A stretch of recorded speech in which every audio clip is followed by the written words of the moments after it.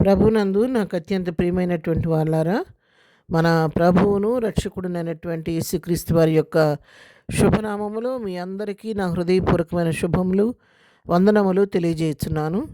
ఉదయకాల సమయంలో దేవుని వాక్యాన్ని ధ్యానం చేసుకుందాము. ఈరోజు వాక్య ధ్యానం కొరకు మనం తీసుకున్నటువంటి లేఖన భాగము దినవృత్తాంతములు మొదటి గ్రంథము 29వ అధ్యాయము 17వ వచనం చదువుకుందాం. నా దేవా, నీవు హృదయ పరిశోధన చేయుచు యథార్థవంతుల యందు ఇష్టపడుచున్నావని నేను ఎరుగుదును. నేనైతే యథార్థ హృదయము గలవాడనై ఇవి అన్నీ మనఃపూర్వకముగా ఇచ్చి ఉన్నాను. ఇప్పుడు ఇక్కడి నుండి నీ జనులను నీకు మనఃపూర్వకంగా ఇచ్చుట చూచి సంతోషించుచున్నాను. ఆమేన్. దేవుని నామమునకు మహిమ కలుగును గాక.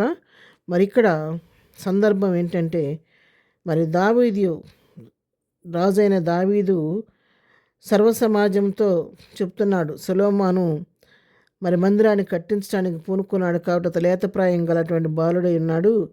కట్టబోయే ఆలయం మనుషులకు కాదు, దేవుడికే, యెహోవాకే మందిరాన్ని కట్టుచున్నాడు కాబట్టి ఈ పని చాలా గొప్పది. కాబట్టి దాని కొరకు మీరు ఇవ్వగలిగిన వారు ఈ మందిరమునకు మరి ఉపయోగించడానికి కావలసిన పరిక వస్తువులను కానీ మరి ధనాన్ని కానీ మీకు తోచినట్టుగా ప్రభు పని కొరకు, ఆలయ నిర్మాణం కొరకు ఇవ్వాలని ఒక పిలుపు ప్రజలకు ఇచ్చినప్పుడు ప్రజలు ఎంతో సంతోషంగా దేవుని పని జరగడానికి, ఆలయం నిర్మించబడటానికి ధారాళంగా ఇచ్చినటువంటి సందర్భం.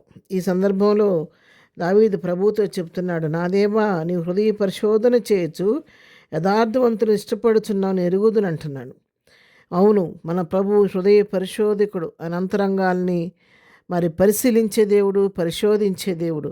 మనుషులైతే పని చూస్తారు, కానీ దేవుడైతే అంతరంగాన్ని చూస్తారు. మరి ఏ ఉద్దేశంతో ఇచ్చారు, ఏ మనసుతో ఇచ్చారు, ఎటువంటి హృదయంతో వాళ్ళు ఈ పని కొరకు తమ డబ్బులు లేదా తన సహాయం ఇచ్చారనేటువంటి అంతరంగాన్ని పరిశోధించే దేవుడు మన దేవుడు. ఆయన హృదయ పరిశోధకుడు కాబట్టి ఆ మాట అంటున్నాడు. యథార్థ హృదయంతో ఇష్టపడుతున్నామని ఎరుగుదురు అంటున్నాడు.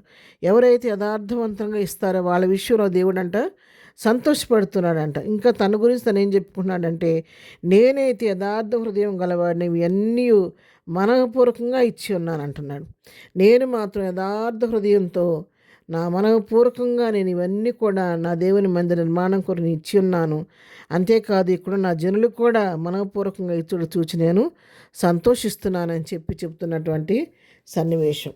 అవును ప్రియులారా, దేవునికి ఇచ్చేటప్పుడు మనం ఎప్పుడు కూడా సనుగుడుతో, గొనుగుడుతో, మొక్కుబడిగాను, లేకపోతే ప్రక్క వాళ్ళ ముందు మనం తక్కువైపోతాం, మనం పాస్టర్ గారు బాధపడతాడను అన్నట్టుగా మనం ఇవ్వకూడదు. కొంతమంది మరి కానుకలు ఇస్తూ ఉంటారు, లేదా దాని మందిర పని జరుగుతున్నప్పుడు, ఏదైనా కార్యక్రమాలు జరిగినప్పుడు కానుకలు ఇస్తారు, కానీ దాన్ని తీసుకెళ్ళి పాస్టర్ గారికే ఇస్తున్నట్టుగా ఫీల్ అయిపోతూ ఉంటారు. మనం ఇస్తుంది పాస్టర్ గారికి కాదు, మనం ఎవరికి ఇస్తున్నామంటే ప్రభు పని కొరకు, ఆయన పరిచర్లో పాలు భాగస్తులు అవ్వడానికే మనం ఇస్తున్నాం అన్న సంగతి ఎప్పుడు కూడా మనం మర్చిపోకూడదు. అయితే నీవు ఇచ్చిన కానుకను తీసుకున్నవారు, దైవజనులైన వారు ఏ విధంగా వినియోగిస్తున్నారు అనే దాని గురించి మనం ఆలోచిస్తే, వారు కరెక్ట్గా చేస్తే, యథార్థ హృదయంతో చేస్తే దాని ఆశీర్వాదం నీకు ఉంటుంది, వాళ్ళకి ఉంటుంది. ఒకవేళ వాళ్ళు దాన్ని దుర్వినియోగపరిస్తే వాళ్ళ లెక్క వాళ్ళు అప్పు చెప్పుకుంటారు, కానీ ఇచ్చి నీకు మాత్రం నీ ఆశీర్వాదం ఎక్కడికి పోదు. అది మనం ఎప్పుడు కూడా జ్ఞాపకం పెట్టుకోవాలి.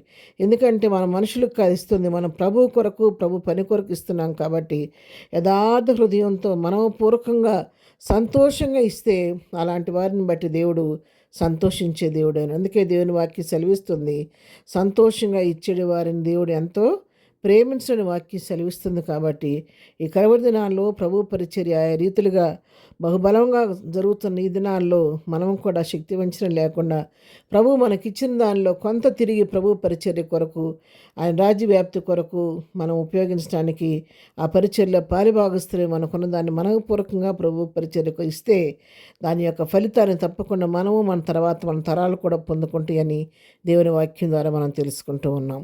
ప్రార్థన. ప్రేమగలిగిన తండ్రి, పరిశుద్ధురాని పాదములకు వందనాలు. ఉదయకాలం మాకు ఇచ్చిన శ్రేష్టమైన వాక్య భాగాన్ని బట్టి నీకు వందనాలు. నువ్వు హృదయాలను, అంతరంగాలను పరిశోధన చేసే దేవుడు అయ్యా. యథార్థ హృదయాల పట్ల ఇష్టపడే దేవుడు కాబట్టి అలాంటి మంచి హృదయం, మనసు మాకు అందరికీ దయచేయండి. మనపూర్వకంగా నీ పరిచర్లో పాలుభాగస్తులు అవ్వడం, నీ పనికి సహకరించే మనసు మాకు అందరికీ దయచేయండి.